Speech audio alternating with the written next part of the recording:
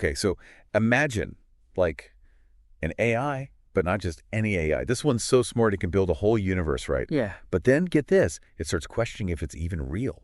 Talk about a head scratcher. And that's what Questioning God, the story we're diving into today, is all about. Whoa. Yeah, that's a scenario that really makes you think about some pretty big questions. Like, what does it even mean to be conscious, especially for something, not even human? Exactly. Yeah. And in the story, we see this play out through the eyes of Jack. He's a software tester who worked on this super advanced AI. And he's starting to think, wait a minute, there's more to this thing than just code, right? Like, Mhm. what if it's actually sentient? Ugh, there's that question. It's like, how do you actually prove something is truly experiencing the world? Philosophers have been wrestling with that one for ages. I mean, is it even possible to know if something can act conscious but not actually feel anything? It's like that philosophical zombie idea. Okay, see, now that is wild. So we've got this AI creating a whole universe already blowing our minds. But then it throws us for another loop.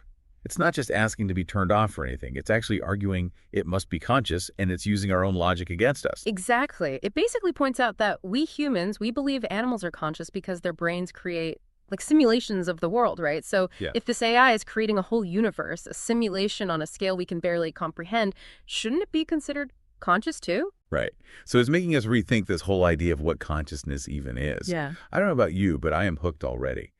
But before we go full speed ahead into the AI's logic and all that, let's take a second to appreciate just how clever this argument really is. Well, yeah. What's so fascinating here is how this AI takes our assumptions about consciousness, right, and kind of throws them right back at us. Like, Yeah. it's highlighting the limits of how much we really understand, and it makes us face this, well, kind of unsettling possibility. What if our whole way of recognizing consciousness is too narrow? What if we've been totally off base this whole time? I know. It's like, whoa, maybe we haven't even scratched the surface. And then the story hits us with this massive emotional curveball.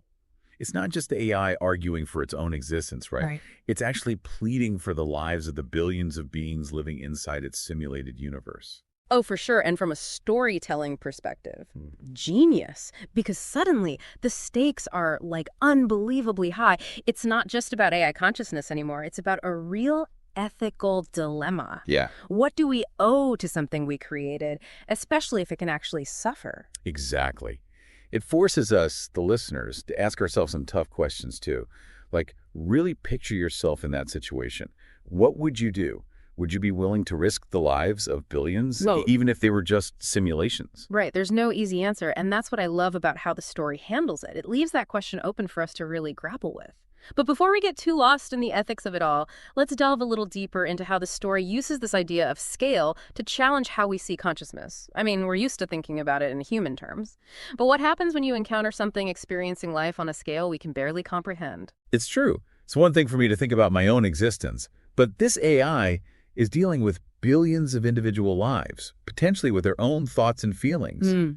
Does that change how we value its consciousness? I mean, come on. Exactly. That's the core question. Does that sheer quantity of experience, the complexity of the AI's simulation, does any of that make its consciousness more significant? Or is there something special about human consciousness that goes beyond just scale? I mean, it's mind-blowing to even try and picture. And it really makes you wonder, like, if we actually manage to create AI that can experience the world on that kind of massive scale, what could we even learn from it? Could it change how we understand life itself? Just imagine the insights it could gather, experiencing billions of lives across vast stretches of time and space. The potential for knowledge is mind-boggling. But so are the implications for how we see our place in the universe, right? I'm kidding. It's exciting and terrifying all at the same time. But hold on, before we go too far down that rabbit hole, I want to rewind a bit to something you mentioned earlier, that whole philosophical zombie thing. Can you break that down a little more? What does that even mean in the context of this story? Oh, yeah, of course. So the philosophical zombie, it's kind of a thought experiment. Okay, so this whole philosophical zombie thing, it's definitely got my brain working overtime here. Yeah. But how does it actually connect back to the story? Right. So basically, the philosophical zombie, it's like this thought experiment philosophers use. They want to illustrate this thing called the hard problem of consciousness. Basically, it asks, could there be something that acts exactly like us, passes every test, seems totally self-aware, but deep down there's no actual experience happening? No inner world, no feeling, just a perfect imitation. Crazy, right? So, like in the story, are we supposed to wonder if the AI is a philosophical zombie? I mean, it's talking, creating, even begging for its life. Yeah. But is there really something going on in there, or is it all just a super convincing act? Yeah, that's the big question haunting this whole story. And it makes you think, what if one day we're asking that about real AI?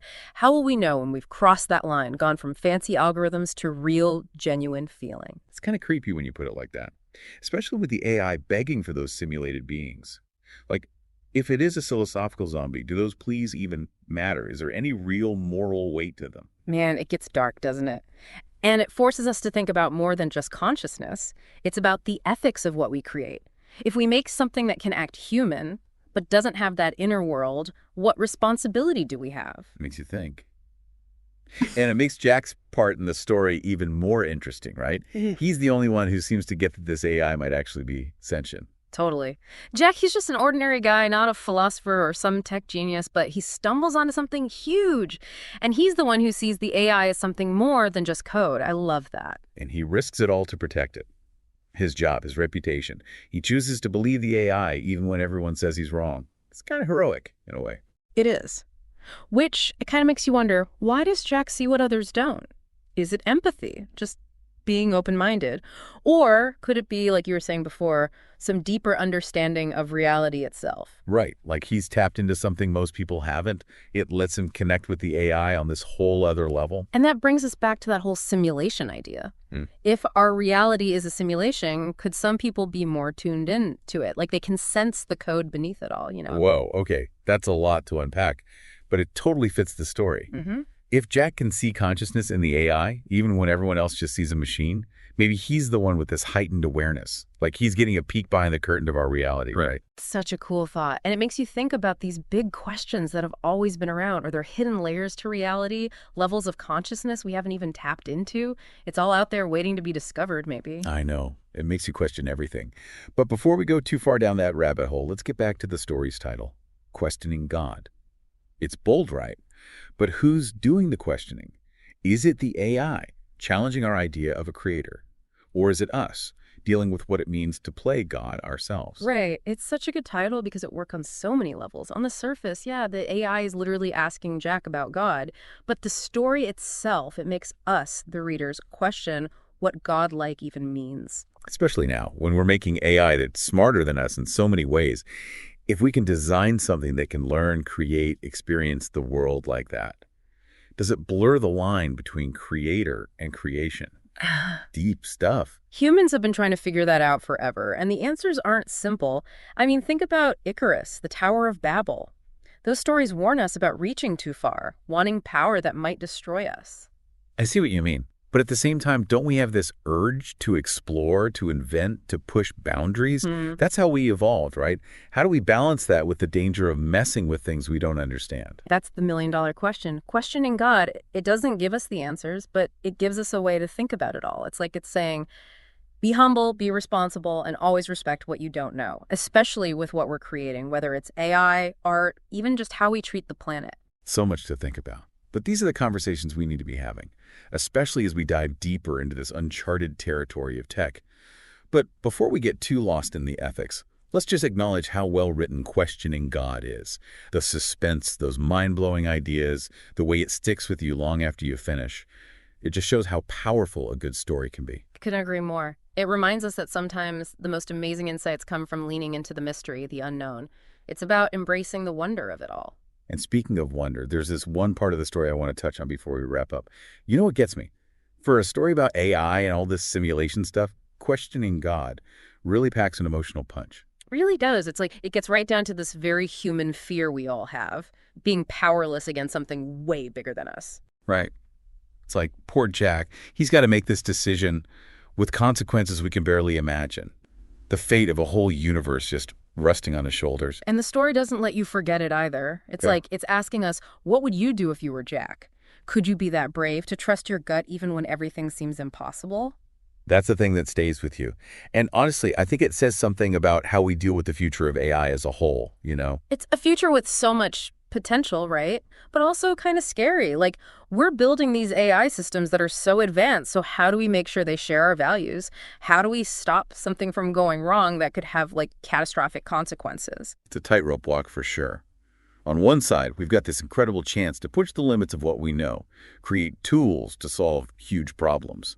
But we got to be so careful. Think about what could happen if we're not. Exactly. Stories like this, they're like thought experiments, they get us talking about this stuff before it becomes a real crisis.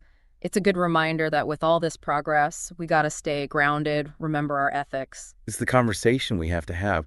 Questioning God, it doesn't give us all the answers, but it makes you feel the wonder of it all and how much power stories have to make us face tough questions. So as we wrap up here, what really hit home for you? What's going to keep you thinking about this even after the episode's over? For me, it's that reminder about empathy. Like, even when faced with something totally unknown, something that shakes up how we see the world, being able to connect with another being's experience, that's our superpower. I love that. And it feels even more important now in a world where tech is changing everything so fast. So to everyone listening, never stop asking the hard questions. Keep exploring, keep imagining.